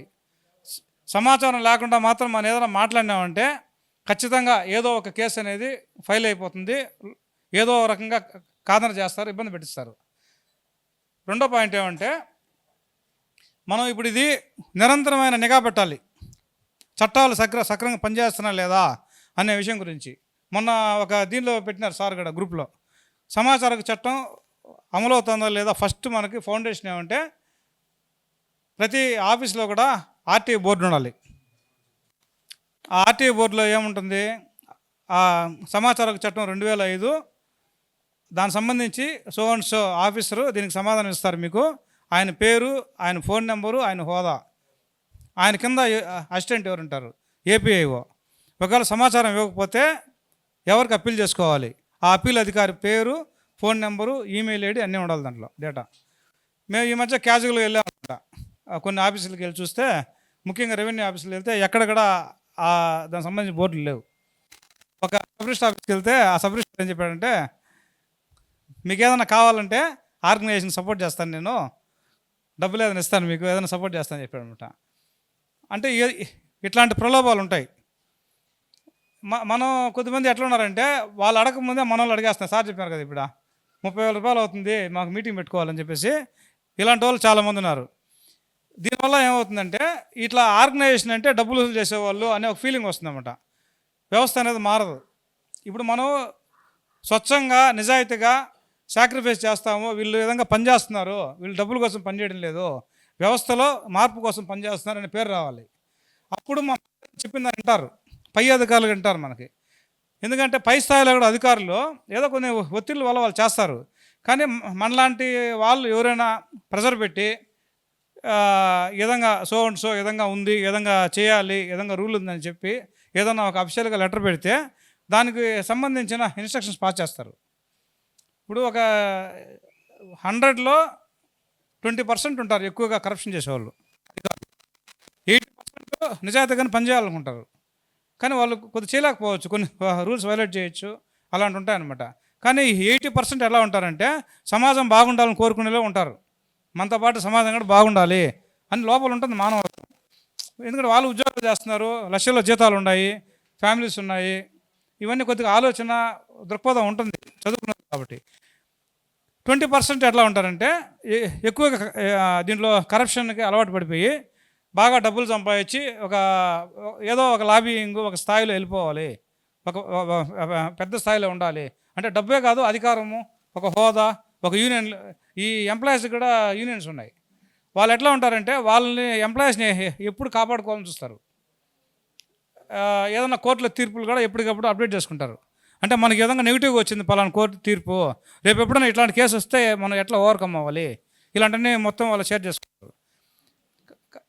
నేను చెప్పేది ఏమంటే మనం ఇక్కడికి వచ్చిన వాళ్ళు ఆర్గనైజేషన్ సంబంధించి స్టేట్ లెవెల్లో డిస్ట్రిక్ట్ లెవెల్లో పనిచేయాలని అనుకున్న వాళ్ళు వచ్చారు ఇక్కడికి. మనలో ఇప్పుడు కూడా డబ్బు సంపాదించాలని ఒక ఆలోచన రాకూడదు మనకి. ఇప్పుడు మన తరపున ఎవరికైనా బెనిఫిట్ అయితే న్యాయం చేయండి, అన్యాయం జరిగితే ఎవరికైనా వాళ్ళకి న్యాయం చేయండి, అది తప్పులేదు మనకి. అప్పుడు కూడా మనం ఎక్కువగా అధికారులతో ఎక్కువ డిస్కషన్లో పోకూడదు. వాళ్ళు చెప్తారు ఏదైనా మీకు సైట్లు ఇస్తాం, హౌస్ సైట్లో తీసుకోండి, మీరు ఇంకా సంస్థలు ఇట్లా చాలామంది పనిచేస్తూ ఉంటారు అని కూడా ఆఫర్ చేస్తారు. అట్లాంటి ఆఫర్లు కూడా నాకు చాలా వచ్చాయి. నాకు మనం ఎప్పుడైనా అట్లా పని చేసినాం అనుకో, తీసుకున్నాం అనుకోండి, మళ్ళీ మనం ఏదైనా వ్యవస్థలో లోపాన్ని కానీ క్వశ్చన్ చేసామంటే వాళ్ళు వచ్చి గ్యారంటీగా వచ్చి మనతో చెప్తారనమాట, సార్ వదిలేండి సార్, ఎందుకు సార్ ఇంత ఇది, ఏదో మీకు కూడా ఇచ్చినాం కదా అట్లా అనేసి ఒక అప్లికేషన్ పెట్టేసి ఏదో ఒక 5,000 10,000 చేతిలో పెడతారు. కాబట్టి ఎప్పుడు కూడా మనం ఓన్గా మన కోసంగా ఒక హౌస్ సైట్ తీసుకోవడం కానీ, లేదా ఇంకేదైనా అగ్రికల్చర్ ల్యాండ్ తీసుకోవడం కానీ, డీకేటీస్ డబ్బులు తీసుకోవడం కానీ, సంస్థ పేరు మీద చందాలు వసూలు చేయడం కానీ, ఏదో ఇట్లా మీటింగ్లు ఏర్పాటు చేస్తున్నాము దానికి డబ్బు కావాలని చెప్పి అడగడం కానీ, ఆ విధంగా కానీ జరిగిందంటే మాత్రం మళ్ళీ రేపు మనం ఏదన్నా ఇట్లా సిస్టమ్ బాగు చేయాలి అనే దాని గురించి మాట్లాడితే అదంతా కొద్దిగా హేళనగా ఉంటుంది. ఇవన్నీ కూడా పెద్దగా వాళ్ళు పట్టించుకోరు అనమాట. ఇలాంటి పనులు చేయకుండా ఉండడం మంచిది. ఈ ఆర్గనైజేషన్ కాకుండా రాజకీయాలు పోయి చేసుకోవచ్చు. ఏదో ఒక పార్టీలో సభ్యత్వం తీసుకొని ఆఫీసులకు పోయేసి లాబింగ్ చేసుకొని అట్లా చేసుకుంటే ఏం ఇబ్బంది ఉండదు, వాళ్ళు పట్టించుకోరు దాన్ని. కానీ మనం ఒక ఎన్జిఓ ఆర్గనైజేషన్ ఉన్నప్పుడు పొలిటికల్కి సంబంధం లేదు, మనకి ప్రాఫిట్కి సంబంధం లేదు. మనం ఏమనుకుంటున్నాము, చట్టాలను సక్రమంగా అమలు చేయించుకొని వ్యవస్థను బాగు చేయించుకోవాలి. మనము న్యాయం అనేది అందరికీ ఈక్వల్గా ఉండాలి. పేదోడికైనా డబ్బున్నోడికైనా ఒకే రకంగా అమలు కావాలి. కులం ఏదైనా మతం ఏదైనా కూడా చట్టం అనేది రాజ్యాంగం అనేది అందరికీ సమానంగా ఉండాలి. ఆ ఉద్దేశంతో ఆ లక్ష్యంతో మనం ఒక ఆర్గనైజేషన్ ఏర్పాటు చేసుకొని దీని ప్రకారం పనిచేస్తున్నాం మనం. కాబట్టి మీరందరూ కూడా ఈ యొక్క విషయాలను బాగా దృష్టిలో పెట్టుకొని ఇట్లాంటి విషయాలు మీరు గమనించినవి, మీ అనుభవాలు, వ్యవస్థలో ఎట్లాంటి లోపాలు ఉన్నాయి, మనం ఏమేమి చేయాలి, వాటి మీద మీరు సలహాలు, మీ ప్లాన్స్ ఇవన్నీ కూడా మీరు ఎంతగా షేర్ చేస్తారో మనం అంతగా మన లక్ష్యంలో మనం వృద్ధి సాధిస్తాం, మన లక్ష్యానికి మనం దగ్గర అవుతాం. మనం మీకు ఏదైనా డౌట్స్ ఉన్నా కూడా నా యొక్క ఫోన్ నెంబర్ చెప్తాను మీకు, నా ఫోన్ నెంబర్ నోట్ చేసుకోండి. వాట్సాప్ నెంబర్ నాకు ఫోన్ చేయక ముందుగా నాకు వాట్సాప్ పెట్టండి. అంటే మీరు ఏదైనా అప్లికేషన్ పెట్టి నాకు ఇట్లా రిప్లై ఇచ్చారు అనే దాని గురించి, మీరు పెట్టిన అప్లికేషను మీకు వచ్చిన రిప్లై, మళ్ళీ ఫర్దర్గా ఎట్లా ఏం చేయాలి అనే దాని గురించి మీరు నాకు వాట్సాప్ మెసేజ్ పెడితే నేను మోస్ట్లీ రెస్పాండ్ అవుతాను. అట్లా ఏదైనా మాట్లాడాలంటే మాట్లాడతా. ఒకవేళ మీతో ఆ సబ్జెక్ట్లో ఏదైనా మాట్లాడాలి, మీతో మాట్లాడే క్లారిఫై చేయాలంటే నేను మీకు ఫోన్ చేస్తాను మీకు. ఎందుకంటే నేను ఏదో పనుల్లో బిజీగా ఉంటా, తిరుగుతూ ఉంటాము. మీరు ఏదైనా ఫోన్ చేస్తే ఆ సబ్జెక్ట్ ఏందో తెలియదు, అర్థం కాదు. మీరు ఒక రకంగా చెప్తారు, అక్కడ సబ్జెక్టులు వేరేగా ఉంటుంది. అందువల్ల ఎప్పుడు కూడా మీ యొక్క మెటీరియల్ అనేది వాట్సాప్లో షేర్ చేస్తే నాకు ఒక ఐడియా వస్తుంది, ఇట్లా ఏం జరిగింది అట్లా ఏంటి అనేసి. ఎందుకంటే సిస్టమ్ అనేది 90% ల్యాబ్స్. మీకు రెవెన్యూలో క్రిటికల్గా ఏ ఇన్ఫర్మేషన్ అడిగినా ఇవ్వరు. మీరు దాన్ని తీసుకెళ్ళి అప్పీల్కి పోయినా, కమిషన్ దగ్గరికి పోయినా అదంతా 1.5 years 2 years ప్రాసెస్. ఇది ఇప్పుడున్న వ్యవస్థ అనమాట. ఆ 2 yearsతో మనకి అంతా గుర్తుండవు. మళ్ళీ మనం పెట్టిన అప్లికేషన్ గుర్తుండదు, మన దేని గురించి అడుగుతున్నా గుర్తుండదు. ఒకవేళ గుర్తున్నా కూడా అదే మొత్తం అవుట్డేట్ అయిపోయి ఉంటుంది. 2 ఏళ్ళకి ఏముంటుంది చెప్పండి. ఇప్పుడు గవర్నమెంట్లో మారిపోతున్నాయి, అధికారులు మారిపోతారు, మన అవసరాలు మారిపోతాయి. ఇట్లా ఇప్పుడు మనకి ఆ ఫోన్ నెంబర్ నోట్ చేసుకోండి. 834-184-2047. మళ్ళీ ఒకసారి చెప్తాను, 834-184-2047. వాట్సాప్ మాత్రం మీరు ఫస్ట్ ఇవ్వండి, తర్వాత నేను కాల్ చేస్తాను. నేను సుబ్రహ్మణ్య రెడ్డి. అనుకోకుండా రెవెన్యూ ఆఫీస్కి వెళ్ళా, అంటే ఏదో నాకు అవసరపడి, నేను అంతవరకు ఎప్పుడు వెళ్ళింది లేదు. ల్యాండ్ మ్యూటేషన్ మా ఫాదర్ పేరు మీదకి రికార్డు మార్చాలనేసి రిజిస్ట్రేషన్ చేసుకున్నాము. రిజిస్ట్రేషన్ చేసుకున్న తర్వాత అది పాస్బుక్ ఎట్లా మార్చాలి అంటే వెళ్ళినప్పుడు అక్కడ ఎవరు ప్రాపర్గా సమాధానం చెప్పేవాళ్ళు. మార్నింగ్ నుంచి ఈవినింగ్ దాకా అక్కడే కూర్చోవడం. నేను వెళ్ళే కొద్దిగా వాళ్ళు కమిషన్లో కేసు ఫైల్ చేశాను సో నెంబర్ అనేసి. అప్పుడు ఏమైందంటే కమిషన్లో కేసు హీరింగ్ రాకముందుగానే సమాధానం పంపించేశారు వాళ్ళు. 1 వీక్ అంతా పంపించేశారు. దాన్ని తీసుకొని విజిలెన్స్కి పెట్టా కంప్లైంట్. విజిలెన్స్ ఎంక్వైరీ చేసి మళ్ళీ ఒక 20 మెంబర్స్ని జాబ్లో తీసేసి వాళ్ళ మీద పోలీస్ కేసు పెట్టి కోర్టులో కూడా కేసులు నడిచాం మళ్ళీ. అంటే మనం సమాచారం తీసుకునే దాంట్లో కూడా జాగ్రత్త వహించాలి. మనం డైరెక్ట్గా అడిగామనుకోండి ఇన్ఫర్మేషన్ మనకి ఏం కావాలో, వాళ్ళు దాన్ని జాగ్రత్త పడి ఇవ్వకుండా స్కిప్ చేస్తారనమాట, డిలే చేస్తారు, మళ్ళీ మనమే టార్గెట్ చేస్తారు, ఇతను ఎందుకు అడుగుతున్నారు ఏంటి అనేసి. అందువల్ల అడిగే వ్యక్తి ఏ ఉద్దేశం తెలియకూడదు. తెలియకుండా మనం ఆ సమాచారం సేకరించే దాంట్లో కూడా నైపుణ్యంగా తీసుకొని దాన్ని ఏ రకంగా వాడాలో ఆ రకంగా వాడాలి దాన్ని. లేకపోతే ఏమవుతుందంటే మన మీద కక్షలు ఆర్టీఐ పెడితేనే ఇప్పుడంతా శత్రువులా చూస్తున్నారు. ఎందుకంటే వాళ్ళకంతా ఇవన్నీ కూడా ఎక్కడ బయటపడతాయో, ఏం ప్రాబ్లమ్స్ వస్తాయో. ఆర్టీఐ పెట్టే వాళ్ళు ఇంకా చాలామంది ఉంటారు, ఇంకా వాళ్ళు ఇంకా ఏదో అడుగుతూ ఉంటారు. వాళ్ళ మీద కోపం కూడా మన మీద చూపిస్తారు. ఇప్పుడు మన ఇష్యూ మీద పర్సనల్గా ఏదైనా అడిగాను ఆర్టీఐ, ఈ సమాచార చట్టం వచ్చి పెద్ద తలనొప్పి అయిపోయింది, రకరకాలుగా ఏదో అడుగుతారు వీళ్ళు అని మనకి జెన్యూన్ కేసులో కూడా ఆర్టీఐ పెడితే కూడా వాళ్ళు మనల్ని శత్రువులా చూస్తున్నారు. కాబట్టి ఈ విషయాలు కూడా మనం గుర్తులో పెట్టుకోవాలి. వీలున్నంత వరకు మనం వ్యవస్థాగతంగానే వెళ్ళాలి. మనం పర్సనల్గా వెళ్ళకుండా, ఒకవేళ ఏదైనా మన దృష్టిలో ఉంటే కూడా మనం చేయకుండా ఆ పని మనకు తెలిసిన వాళ్ళ ద్వారా ఎవరైనా దూరంగా ఉండే వాళ్ళ దగ్గర వాళ్ళు ఇట్లా ఎవరు చేస్తున్నారు ఏమన్నా కూడా ఒక ఇది రాకూడదు అనమాట. ఆ విధంగా చేయగలిగితేనే మనం వ్యవస్థను మార్చగలుగుతాం. లేకపోతే మనం టార్గెట్ అవుతాం. మనం టార్గెట్ అయ్యి మన మీద అటాక్ చేస్తారనుకోండి, అంటే ఏదైనా కూడా అట్లాంటి విషయాలు అనమాట. అలాంటప్పుడు ఫైనాన్షియల్గా దెబ్బతీయచ్చు, భౌతికంగా దాడులు చేయొచ్చు, ఇలాంటివి ఉంటాయన్నమాట. అప్పుడు మనం ఫర్దర్గా చేయాల్సిన పని చేయలేము మనం. కాబట్టి మనం ఒక టీం వర్క్ అనేది చాలా ఇంపార్టెంట్. దీంట్లో మనం అందరూ కలిసి వ్యవస్థాగతంగా స్టేట్ లెవెల్లో మనం పనిచేస్తే స్టేట్ లెవెల్ ఆఫీసు బాగుపడింది అనుకోండి, కింద స్థాయి ఆఫీసు బాగుపడుతుంది. లేకపోతే మనం కింద స్థాయిలో చూస్తున్నాం అనుకో, మన లైఫ్ అక్కడే అయిపోతుంది. 5 ఏళ్ళైనా 10 ఏళ్ళైనా ఆడుండే దాంట్లోనే మనం చిగులుకుంటాం. మనం ముందుకు వెళ్ళలేము మనం. అట్లా మనం ఈ మెయిన్ ఏమంటే, నేను ఇక్కడ ఈ ఆర్గనైజేషన్ తరఫున రావడానికి, ఇక్కడ దీంట్లో జాయిన్ అవ్వడానికి కారణం ఏమంటే, సార్ మనకి రంగసాయిరెడ్డి సారు ఆయన నిస్వార్థంగా ఒక వ్యవస్థాగతంగా సమాజంలో మార్పు రావాలి, ఈ యొక్క చట్టాలంతా కూడా చాలామందికి మనం తెలియజేయాలని ఒక ఆలోచన ఆయనకు ఒక సంకల్పం బలంగా ఉంది. మనం ఆయనతో పాటు కలిసి స్టేట్ లెవెల్లో మనం పనిచేస్తే ప్రతి జిల్లా నుంచి ఒక జిల్లా నుంచి ఒక 5 మెంబర్స్ ఉంటే చాలు. మనకి చట్టాలపైన అవగాహన, పనిచేసే విధానము మనం ఒక కోఆర్డినేషన్ చేసుకొని, ఒక జిల్లా నుంచి మనకు 5 మెంబర్స్, స్టేట్ మొత్తం 100 మెంబర్స్ మనం పనిచేస్తే ఒక 2 to 3 ఇయర్స్లో మనం చాలా మంచి రిజల్ట్స్ చూస్తాం. మనం పెద్ద మార్పులు చూస్తాము. అది నేను చెప్పాను. ఇంకా మీరు ఏదైనా డౌట్లు ఉంటే మీరు అడగచ్చు. మీరు మీ యొక్క అనుభవాలు కూడా షేర్ చేసుకోవచ్చు. మనకి ఇప్పుడు సార్ చెప్పినట్టు దొంగ రాజకీయ నాయకులు వచ్చి డీకే పట్టాలు కొంత ఇచ్చారు, కుంటనిచ్చారు, కట్టనిచ్చారు. కట్టనివ్వరు ఎక్కడ కూడా, కుంటన వరకు వేస్తారు. ఆ 11 ఎకరాల 60 సెంట్లు డీకే పట్టాలు ఇచ్చేశారు. ఎన్నిసార్లు ఎంఆర్ఓ కానీ ఇది ఎంతకాలం ఇచ్చారో, ఏ పర్పస్ని ఇచ్చారన్నా కానీ నో రెస్పాన్స్. మొన్నటిదాకా బాగా జరిగింది. మేము అడగటం మొదలుపెట్టిన తర్వాత కుంట లేదు, మా చేలకి దారి లేదు. దాని మీద ఎట్లా ఫైట్ చేయాలి? అంటే మీరు కుంట అంటున్నారు, మళ్ళీ దారి అంటున్నారు. అంటే మీరు అంతకుముందు దారిగా వెళ్ళేవాళ్ళు, దాంట్లో దారిగా వాడేవాళ్ళు దాన్ని. ఇప్పుడు ఏమంటే, ఇప్పుడు ఇట్లాంటి విషయాలంతా మనం సామాన్యమైన వ్యక్తి అయితే మనకు అన్నీ న్యాయబద్ధంగా ఉన్నా కూడా, మనం ఏదైనా పాస్బుక్ కావాలన్నా కూడా లంచం ఇస్తేనే ఇస్తారనమాట. లంచం ఇవ్వకపోతే పని చేయరు, వాళ్ళు సైలెంట్గా ఉంటారు. ఇప్పుడు ఈ కుంట ఆక్రమణ చేస్తున్నాడు ఒక వ్యక్తి అంటే, అతని వెనకాల ఖచ్చితంగా అధికార బలం, రాజకీయ బలం, అన్ని రకాల ఇది ఉంటుంది అతనికి. అది లేకుండా అతను ఒక సెంటు కూడా ఆక్రమించలేడు. ఆ విధంగా చేస్తున్నాడు కాబట్టి వీళ్ళు అధికారులు పట్టించుకోరు దాన్ని. అప్పుడు మీరేం చేయగలుగుతారు? ఇప్పుడు మీరు దాని మీద ఫైట్ చేయాలంటే మీకు దానికి సంబంధించిన నాలెడ్జ్ కావాలి, పరిజ్ఞానం.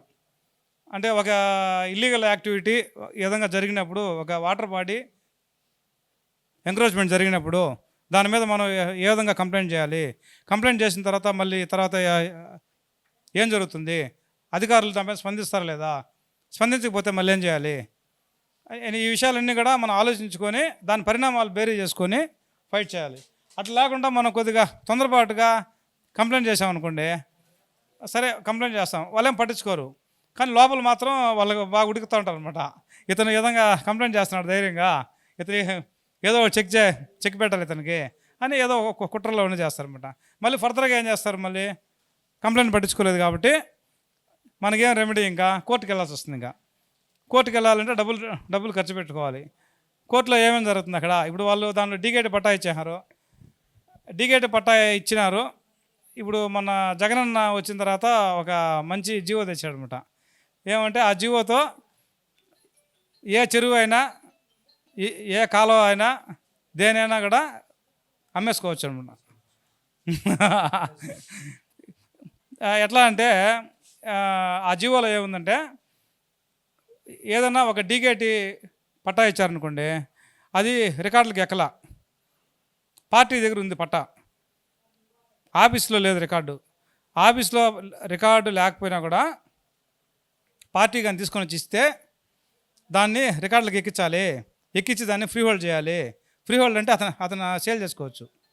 అంటే ఒక డీగేటి ల్యాండ్, అగ్రికల్చర్ ల్యాండ్ ఇచ్చిన తర్వాత 20 సంవత్సరాల తర్వాత దాన్ని సేల్ చేసుకోవచ్చు, అమ్ముకోవచ్చు అని ఒక జీవో తెచ్చారు. దాంట్లో ఒక ఇదేం పెట్టారంటే, వాటర్ బాడీస్కి ఏదైనా పట్టాలు ఇచ్చుంటే, అంటే చెరువులు, కుంటలు, కాలువలు, వీటికి కూడా వీటికి కానీ పట్టాలు ఇచ్చుంటే, అది కూడా కలెక్టర్ గారు అనాధీనంగా మార్చి కానీ ఇచ్చేస్తుంటే, అంటే అప్పట్లోనే ఆయన కలెక్టర్ గారు అనాధీనంగా మార్చేసాడు, దాన్ని అనాధీనంగా మార్చి డీగేటి పట్టా ఇచ్చారు. అలాంటి సందర్భాల్లో ఎవరైతే ఆ యొక్క పట్టా పొందారో వాళ్ళు ఆ భూములను అమ్ముకోవచ్చు. అంటే ఆ చెరువుల్ని, నదుల్ని, కాలువలని కూడా అమ్ముకోవచ్చు, సేల్ చేసుకోవచ్చు అనేది ఆ జీవో సారాంశం. అది సర్పంచ్ కాదు, ఎవరైతే ఇప్పుడు ఆ ల్యాండ్ని ఎవరైతే క్లెయిమ్ చేస్తున్నారో, ఇప్పుడు నేనున్నాను అనుకోండి, నాకు ఒక 1981లో పట్టా ఇచ్చారు నాకు, కానీ నేను దాన్ని రికార్డులకి ఎక్కించుకోలేకపోయినాను, కానీ నా దగ్గర అయితే పట్టా ఉంది. కలెక్టర్ కూడా దాన్ని అనాధనంగా మార్చినారు. అప్పుడు అదేంది చెరువు పరంబోకు ఇప్పుడు అదంతా రోడ్డు వచ్చి హైవే వచ్చేసింది. హైవే పక్కన ఉంది చెరువు, 20 acres చెరువు, 1 ఎకరా వచ్చి 20 కోట్లు. ఎంత వాల్యూ దానికి? ఇప్పుడు 400 కోట్లు. 400 కోట్లు చెరువు వచ్చేసింది ఇప్పుడు హైవే పక్కన. ఇప్పుడు దీన్ని నేను 81లో నాకు కలెక్టరు 5 ఎకరాలు పట్టా ఇచ్చాడు, అనాధనంగా మార్చి పట్టా ఇచ్చాడు అని కానీ క్లెయిమ్ చేశాను అనుకోండి, నా పేరుతో ఫ్రీ హోల్డ్ అయిపోతుంది. ఫ్రీ హోల్డ్ అంటే నేను దాన్ని ఎవరికైనా రిజిస్ట్రేషన్ చేసి సేల్ చేసుకోవచ్చు నేను. ఇప్పుడు వీళ్ళు ఏం చేస్తారు, రెవెన్యూ వాళ్ళు రాజకీయ నాయకులు వెళ్ళి ఈ అనాధీనంగా కలెక్టర్ మార్చలేదు పట్టా ఇలా యాక్చువల్గా, కానీ ఇప్పుడు ఒక రికార్డు క్రియేట్ చేస్తున్నారు. ఆ రికార్డు 1981లో ఇచ్చినట్టుగా, కలెక్టర్ దాన్ని అనాధనంగా మార్చినట్టుగా, ఆ విధంగా మేము చేసిన దానికి 10 lakhs అమౌంట్, 10 lakhs నువ్వు డబ్బులు పెట్టుకుంటే ఈ రికార్డ్ అంతా మేమే తయారు చేస్తాము. పాత సీళ్ళు, తహసీల్దార్ సీళ్ళు ఇవన్నీ చేయడం పెద్ద విషయం కాదన్నమాట, చాలా సులభంగా చేస్తారన్నమాట. ఇవన్నీ చేసేసి అప్పట్లో ఇంకా బ్రిటిష్ గవర్నమెంట్లో ఇచ్చేసినట్టు కూడా కందెనం సీల్ చేసేదానికి ఒక ఇది ఉంది, ఒకటి వెనకాల బ్యాక్గ్రౌండ్లో వ్యవస్థ ఉంది అనమాట. వీళ్ళని ఈ పేపర్లన్నీ కూడా తీసుకెళ్ళి కొన్ని రకాల దీంట్లో పెడతారనమాట. బియ్యం, ఆ ఓల్డ్ ఇది రైస్ ఉంటుంది కదా, ఆ రైస్లో ఎత్తి పెడితే అది ఆ పేపర్ యొక్క లైఫ్ స్పాన్ 40 yearsకి బ్యాక్ వెళ్ళిపోతుంది. ఈరోజు క్రియేట్ చేసినా కూడా దాన్ని ఇప్పుడు ఫోరెన్సిక్ ల్యాబ్ పంపిస్తే 40 ఏళ్ళ ముందు రికార్డు అని చెప్తారు. దీంట్లో ఇప్పుడు ఏం చేస్తున్నారంటే దీన్ని విచ్చలవిడిగా వాడుకుంటున్నారు. ఇప్పుడు ల్యాండ్స్ అన్నీ లేపేస్తున్నారు మొత్తం. అందువల్ల ఇప్పుడు రీసర్వే కూడా జగనన్న చేసిన రీసర్వే అది తప్పు, మేము చేయము దాన్ని, రీసర్వే రద్దు అని చెప్పినాడు చంద్రబాబు నాయుడు ఇంతకుముందు. అధికారం లేనప్పుడు చెప్పినాడు, అధికారంలోకి వచ్చినాక చెప్పినాడు రీసర్వే చేయనని చెప్పి, రీసర్వే రద్దని చెప్పినాడు అనమాట. మళ్ళీ ఇప్పుడు ఏం చెప్తున్నాడంటే రీసర్వే రీస్టార్ట్, జనవరి 19 నుంచి స్టార్ట్ అయింది, మళ్ళీ రీసర్వే మళ్ళీ స్టార్ట్ అయింది. ఇప్పుడు దీంట్లో రాజకీయ నాయకులు వీళ్ళు కావాల్సిన వాళ్ళు ఇవన్నీ కూడా ఈ ల్యాండ్స్ అన్నిటిని కూడా లేపేదానికి చాలా స్కోప్ ఉంది, వాళ్ళకి అవకాశం బాగుంది. దాంట్లో ఈ అవకాశం ఉపయోగించుకుంటారా ఉపయోగించుకోరా? దేనికి వదిలేస్తారు? ఈ జీవోలు చేసింది జగన్మోహన్ రెడ్డి, ఆయన చేసిన దాన్నే మేము కంటిన్యూ చేస్తాం, మేమేం చేయలే కదా. కాబట్టి దీంట్లో మనకి ఇంత ఆదాయం వచ్చేటప్పుడు, ఇంత ఉపయోగం ఉన్నప్పుడు దీన్నే కంటిన్యూ చేద్దాము, దీన్ని ఉపయోగించుకుందాము, చేద్దామనేసి చేస్తున్నారు ఇప్పుడు. అది పరిస్థితి. మీరు ఇప్పుడు ఇవన్నీ తెలియకుండా ఫైట్ చేశారనుకోండి ఇప్పుడు వాళ్ళని అంత లీగల్గా చూపిస్తారన్నీ, ఈ కుంట లేదు ఏమీ లేదు, ఇదంతా ఇప్పుడు డీకేట్ అయిపోయింది, రికార్డులకు ఎక్కిపోయింది, రికార్డులు మారిపోయినాయి, మేమంతా లేఅవుట్ వేసుకుంటాం అమ్ముకుంటా ఉంటారు. అప్పుడేం చేస్తారు మీరు? అది అట్లా. కాబట్టి మనం ఏమంటే మనం దిగే ముందు లోతు తెలుసుకోవాలి. సబ్జెక్టు దిగేటప్పుడు మనం ఒక స్టేట్ లెవెల్గా డిస్ట్రిక్ట్ లెవెల్గా ఫైట్ చేసేటప్పుడు కనీసం మనకి మినిమం నాలెడ్జ్ ఉండాలి మనకి.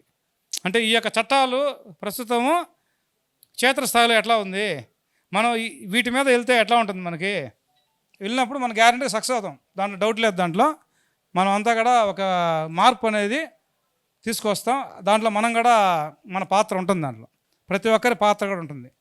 ఇప్పుడు సార్ చెప్పాడు గుంట ఆక్రమణ అని చెప్పి, ఇప్పుడు సార్ వల్ల నాకు ఇన్ఫర్మేషన్ వచ్చింది, అంటే వాళ్ళ ఏరియాలో ఈ విధంగా ఆక్రమణ జరుగుతుంది అనేసి. ఆ ఇన్ఫర్మేషన్ నాకు కావాలి, నేను అంటే దాని మీద ఫైట్ చేస్తాను, నేను నాకు అది ఇంట్రెస్ట్ అనమాట.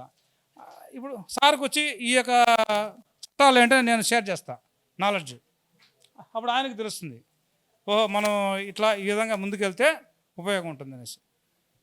ఇంకేమైనా డౌట్లు ఉన్నాయా? మధ్యలో వ్యక్తులు మారి ఉంటారు, అంటే పట్టాదారుడు కావచ్చు, లేకపోతే వేరే వేరే రకాల సాగుదారులు కావచ్చు, వేరే మారి ఉంటారు. దాన్ని ఫ్రీ హోల్డ్ చేయొచ్చా? నేను అదే చెప్తున్నాను. వాళ్ళ వారసులు రావచ్చు కానీ తమ్ముళ్ళు కానీ ఇట్లా వేరే వాళ్ళు రాకూడదు కదా. వారసులు అంటే వాళ్ళు చనిపోతే కొడుకులకు వస్తుంది, అంతేగాని తమ్ముళ్ళకి కానీ లేకుంటే వేరే వాళ్ళు బయట వ్యక్తులకు కానీ రాకూడదు కదా. అలాంటివి కూడా ఫ్రీ హోల్డ్ చేశారు. దాని మీద ఎట్లా? నేను ఆల్రెడీ చెప్పాను, కమిషనర్కి లెటర్ పెట్టాను, CCLAకు లెటర్ పెట్టాను నేను. అవును, అదే. రెండోది వచ్చేసి ఫస్ట్లో ఇచ్చిన పట్టాదారుడు వేరే ఉంటుంది, అసలు ఆ మతం పేరు కూడా వేరే ఉంటుంది అతనిలో, కానీ కింద వచ్చిన వ్యక్తులు వేరే ఉంటారు. యాక్చువల్గా హిందువులకి ఇచ్చిన పట్టా క్రిస్టియన్కి చల్లదని మన చట్టంలో ఉంది, కానీ ఇక్కడ ఏమవుతుంది, అక్కడ వ్యక్తి పేరు వేరే ఉంటుంది. ఈ వారసత్వం వచ్చేసరికి వేరే వేరే రకాల పేర్లు ఉంటాయి, కానీ ఫ్రీ హోల్డ్ చేస్తారు. CCLA పెట్టాము, కలెక్టర్ పెట్టాము, DRO, RDO అందరికి పెట్టాము, MRO కింద ముందు ఎప్పుడు వైఎస్ఆర్ గవర్నమెంట్ లాస్ట్ స్టేజ్లో ఉన్నప్పుడు. అది తాత్కాలికంగా ఆగిపోయింది, కానీ పేర్లు అయితే వచ్చినాయి, వేలిముద్ర బయోమెట్రిక్ అని వేశారు. దాని మీద మళ్ళీ మన రెవెన్యూ సంస్థలు ఇచ్చినాము. దానికి ఎట్లా ముందుకు వెళ్ళాలన్న కోసం నేను అడుగుతున్నట్లే. అదే దానికోసం సార్, ఎందుకంటే విషయం తెలుసుకోకుండా ముందుకు వెళ్ళడం కరెక్ట్ కాదు కదా. అదే. రెండోది వచ్చేసి ఇప్పుడు ఏం జరుగుతున్నాయి పట్టాలన్నీ కూడా మీరు అన్నట్టు ఇందాక, ఇప్పుడు ఈరోజు గవర్నమెంట్ మారింది, నా చేతిలో పవర్ ఉంది, ఇతను పేరు ఉంటుంది పట్టా, నా పేరు ఉంటుంది, నెక్స్ట్ ఇంకొకరు అధికారంలో ఇంకొక పేరు వచ్చింది, ఇద్దరం పెండింగ్ పెట్టుకుని భూమి ఖాళీ పెట్టుకున్నాం, నువ్వు తినకూడదు నేను తినకూడదు. ఆన్లైన్లో ఉండేది ఎకరా అనే భూమి, కానీ అతనికి ఎకరా ఉంది, నాకు ఎకరా ఉంది. ఎవరిది ఆ ఎకరా అంటే నా చేతుల పవర్ ఉంటే నాదైతుంది, నీ చేతుల పవర్ నువ్వు. ఇప్పుడు మూడో వ్యక్తి వచ్చినాడు, అతను ఏం చేస్తాడు, వీళ్ళిద్దరిని పక్కన పెట్టి ఇంకోటి ఆన్లైన్ పేరు ఇస్తాడు, నా పేరు ఎక్కించి. అంటే మా తీయాలంటే కలెక్టర్ నుంచి అనుమతి కావాలి, ఎందుకు తీయాలని రీజన్ కావాలి. కాబట్టి తీసేది ఉండదు, యాడ్ చేసేది ఉంటుంది. ఇంకొక ఎకరా యాడ్ చేస్తావు, నీ చేతుల అధికారం ఉంది కాబట్టి దున్నేస్తావు. ఇంకా మేమిద్దరం ఏం చేయలేము. ఎస్ఐకి అడిగినా అధికారం నీదే ఉంటుంది, RDO దగ్గరికి అయినా నీదే ఉంటుంది, కలెక్టర్ దగ్గరికి వెళ్ళినా నీదే పవర్ ఉంటుంది. ఉన్నాయి కదా. మన రుణమాఫీ ఎప్పుడైతే వచ్చిందో, రుణమాఫీ వచ్చిన తర్వాత ఈ లోన్లు 1,00,000-2,00,000 తెచ్చుకుంటే బ్యాంక్ వాళ్ళు వీళ్ళంతా కుమ్మక్కైనారు. ఒక ఫైల్కి 20,000 వరకు పేరుకి ఇచ్చేస్తారు. అది రెవెన్యూ ల్యాండా, లేకుంటే పబ్లిక్ ల్యాండా, లేకుంటే ఈయనకు పట్టా ల్యాండా, ఇవన్నీలా. రోడ్లు కూడా పేరెక్కిస్తారు. నీకు పేరు కావాలా, ఆన్లైన్లో 1B వచ్చేసాలి. ఇంకేం చూడు, పాస్బుక్లో అవన్నీ దొంగ తయారు చేసుకోవడం, ఫైల్ రెడీ చేయడం. అతను ఏం పని చేస్తుంటాడో, ఇతను దేనికి లొంగుతాడు, ఇతని వీక్నెస్ ఏంది, అవన్నీ చూసుకున్న తర్వాత వీడు దేనికి లొంగడంటే అప్పుడు చేరేస్తారు. రండి అని చెప్పి కూర్చోండి, ఏంటి మీ బాధ ఏంది, మీ సమస్య ఏంది. జనరల్గా వ్యవస్థలో జరిగేటి ఏంటంటే, నేను చూసిన పత్రికా విలేకరుగా ఉన్నప్పుడు చూసా. అయితే మిగతా విలేకరులందరూ చాలా మంది ఉన్నారు, వాళ్ళు కొన్ని ఏళ్ళ నుంచి పనిచేస్తారు. నేను పనిచేసిన వీడు ఈ రకంగా చేస్తాను అనేది కూడా కొన్ని కుట్రలు కూడా జరిగాయి. కనీసం ఇంత నాలెడ్జ్ ఉన్నప్పటికీ కనీసం మన హక్కులు మనం అంటే మన వ్యక్తిగత హక్కులే కాపాడుకోలేకపోతే ఏరే వాళ్ళ సమస్య మనం ఎప్పుడు పరిష్కరిస్తాం? ఇప్పుడు చాలా మంది సార్ ఇప్పుడు న్యాయబద్ధంగా ముందుకెళ్ళాలంటే అంత డబ్బుతో కూడుకున్న పని అయింది ఇప్పుడు న్యాయ వ్యవస్థ కూడా. అంటే ఇక్కడ ఓపెన్గా మాట్లాడడం కరెక్ట్ కాకపోవచ్చాము కానీ జరిగేది వాస్తవంగా. ఇప్పుడు నేను ఒక పిల్లి వేయాలి, ఒకరి మీద పిల్లి వేయాలి. ఇప్పుడు ఒక వ్యక్తి దొంగ ఉద్యోగం తెచ్చుకున్నాడు నకిలీ డాక్యుమెంట్ పెట్టి. అతను ఏం చేస్తాడు, నెలకు ₹1,00,000 శాలరీ తీసుకుంటున్నాడు. అతని మీద నేను పోరాటం చేస్తున్నా, కేసు ఏమంటే 50,000 ఖర్చు పెట్టాలి. అతను ఏం చేస్తాడు, 1,00,000 ఖర్చు పెట్టాడు. అంటే ఒక నెల శాలరీనే. ఇప్పుడు అతను పోరాటం చేసిన దాంట్లో వీళ్ళంతా చేసినప్పటికీ లాస్ట్ ఫైనల్ ఎక్కడ చిక్కున్నాడు తెలుసా? నా దగ్గర తీసుకొచ్చాడు డాక్యుమెంట్ మొత్తం. వీళ్ళేమో లోకాయుక్త వేసింది కమిటీ, వాళ్ళకి ఇచ్చారు, డిఓ గారు కమిటీ వేసినారు. ఆ కమిటీలో వీళ్ళంతా ఒకటైనారు. ఎవడైతే ఇక్కడి నుంచి పోయి తెలంగాణలో జాబ్ దొంగ పెట్టి చేస్తున్నారో వీళ్ళంతా ఒకటైనారు. రేపు పొద్దున అతను జరుగుతుంది, మళ్ళీ మనమంతా బయటకు వస్తామని. అక్కడ ఏడి చంద్రశేఖర్ రెడ్డి ఒక అతను ఉన్నాడు, అతను రెడ్డినే ఇతను రెడ్డినే. అప్పుడు ఏం చేశాడు, గట్టిగా పట్టుకుని నేనే మాట్లాడింది, నేనే స్పష్టంగా మాట్లాడా, అతను లెక్క కూడా చేయలే. సరే నువ్వు ఎట్లా చెక్కుపోతే చూస్తాను నేను కూడా అని చెప్పి పెట్టేసినాము. అయిపోయిన తర్వాత అతను ఇచ్చింది ఏంటి తెలుసా, ఉమ్మడి ఆంధ్రప్రదేశ్గా ఉన్నప్పుడు ఒక స్టాంపు తయారు చేసినారు, రెవెన్యూ వాళ్ళది, ఇల్లే తయారు చేసి లోకల్ ఏరియా తయారు చేసినారు దొంగది. ఇప్పుడు తెలంగాణ డివైడ్ అయిపోయింది. ఈ రెవెన్యూ సర్టిఫికెట్ ఇది ఒరిజినలా డూప్లికేట్ అని వెరిఫై చేయాలంటే ఆఫీస్కి వెళ్ళాలి. ఆ మాన్యువల్ని బేస్ చేసుకొని ఆడుండే పిఏకి డబ్బులు ఇచ్చి ఒరిజినల్ తయారు చేసిన మళ్ళీ కంప్యూటరైజ్డ్. ఈ డిఓ దగ్గర ఇచ్చింది ఈ ఒరిజినల్ డాక్యుమెంట్ కంప్యూటరైజ్ ఉంది కదా, మరి జనైన్ కదా. అది 6 నెలలు ఆగింది పోస్ట్ కూడా, మళ్ళీ అతనికి ఎంటప్పుడు ఇవ్వాల. ఎందుకంటే అన్నీ తప్పులే, కొట్టివేతలే, ఒరిజినల్ సర్టిఫికెట్లు కూడా కొట్టివేతలే. చదివింది ఇక్కడ కడప జిల్లా. ఇతని మీద ముందు కేసు పెట్టండి అని చెప్పి గవర్నర్కి పెట్టమని చెప్పిన. గవర్నర్కు రాష్ట్రపతికి పంపించండి, ఇక్కడ జరగదు ఇది అంటేనే. ఎప్పుడైతే గవర్నర్కు లెటర్ పోయిందో ఇక్కడికి పెట్టారు, లోకాయుక్త కూడా పెట్టారు ఈ కమిటీ మీద కేసు పెట్టమని. గవర్నర్ ఆఫీస్ నుంచి వచ్చిన లెటర్ను మూవ్ అయింది. అప్పుడు ఫైల్ కదిలింది, కదిలి అతను డిస్మిస్ చేసేసినారు, సస్పెండ్ చేసినారు. ఒక 3 నెలల తర్వాత డిస్మిస్ చేసేసినారు. అతను హైకోర్టు ద్వారా మళ్ళీ ప్రయత్నం చేస్తున్నాడు. ఇప్పుడు ఇట్లా కొన్ని ఉంటాయి. అది ఏం జరుగుతుంది, అది వాస్తవమా కదా, వాళ్ళు ఏమో పంపించినామంటారు నీకు. వాళ్ళు 10 సార్లు లెటర్ పెట్టిన లోకాయుక్తకి. నాకు అదిగా సార్ ఒక చిన్నది రెవెన్యూ సమస్యది. RTA committee Anakapalli district president B Jagga Apparao garu. Dress code ఏది అప్పారావు గారు? సమాజం ఏం చెప్దాం అనుకుంటున్నారు? మీరు చెప్పిన మీరు పట్టుకోరా? సమాజానికి మీరేం చెప్పాలనుకుంటున్నారు? నేనేం చెప్పినా, వైట్ షర్ట్ బ్లాక్ ప్యాంట్ మహిళలకు కాదులేమ్మా. ఈసారి తప్పు ఇలా చేయకూడదు, జిల్లా ప్రెసిడెంట్ కాబట్టి, సరేనా? పల్నాడు జిల్లా district president media and journalism T Srinivasarao గారు. రెడీగా ఉండండి. ఈనాడా వార్తలు కవర్ చేయండి.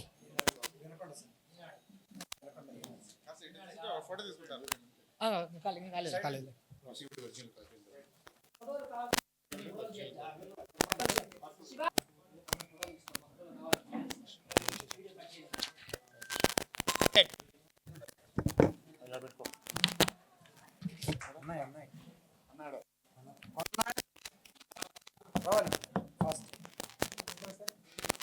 ఇబ్బంది ఏం లేదు. గోగిరెడ్డి అంజిరెడ్డి గారు. నెక్స్ట్ మక్కెన శివప్రసాద్ గారు.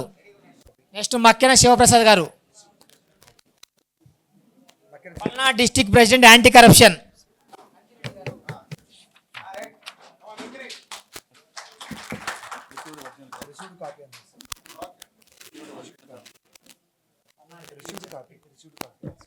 Next human rights protection Palnadu district working president Thota Ajay Kumar garu.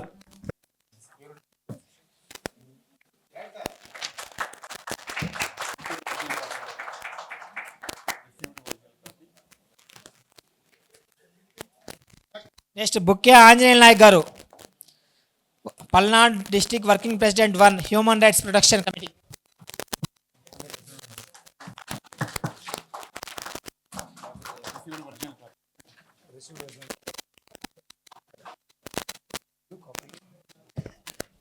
Next human rights protection Palnadu district president Nune Srinivasarao గారు.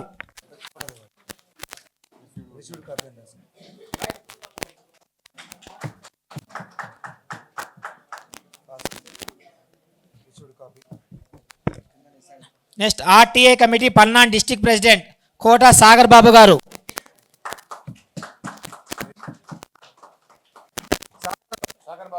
Eluru district vice president Y Venkatesu. RTI విభాగం ఏలూరు డిస్టిక్ ప్రెసిడెంట్ ఉప్పల నరేష్ గారు.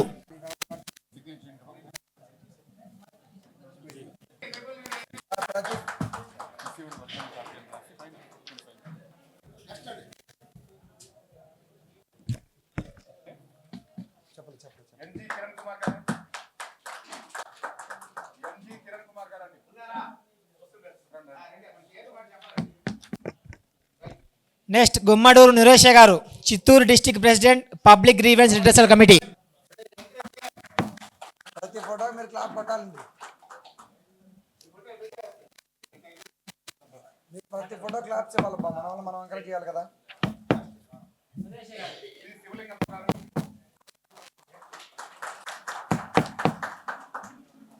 Anantapuram district president C Suresh garu.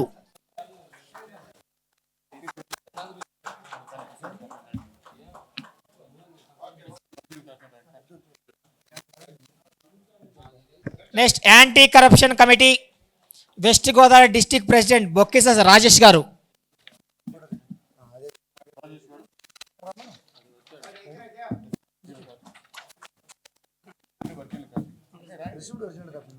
Next RTI committee, west Godavari district president M Salmon Raju గారు.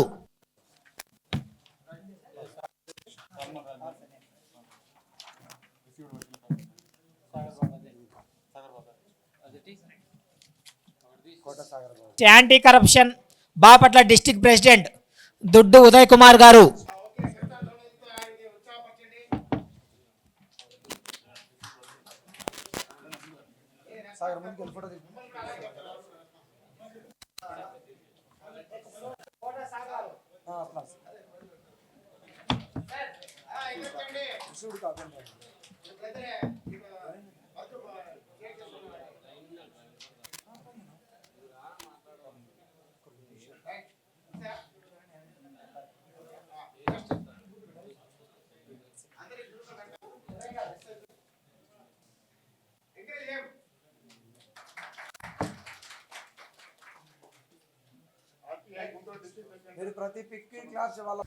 RTI విభాగం Guntur district president Bandla Sadasivarao గారు.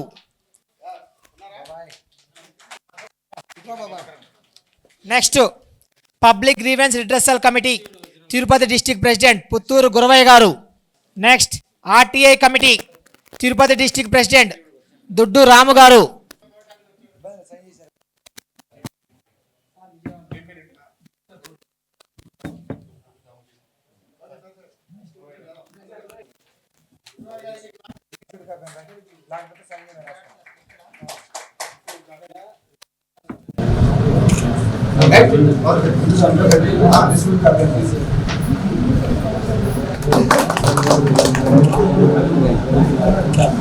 RTI committee east Godavari district president Sheikh Madina Basha గారు.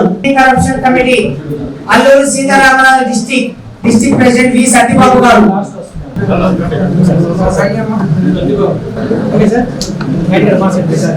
Alluri Sitaramaraju district president Gumma Appanna Babu garu. Shyam బాబు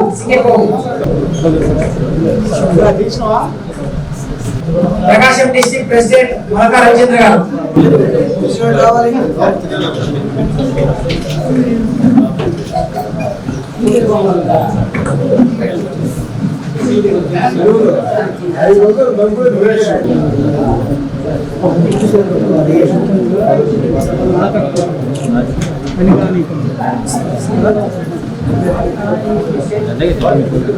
సార్బే షేక్ నజీర్ గారు Praja Sankalpa Vedika central committee state vice president Vijayawada.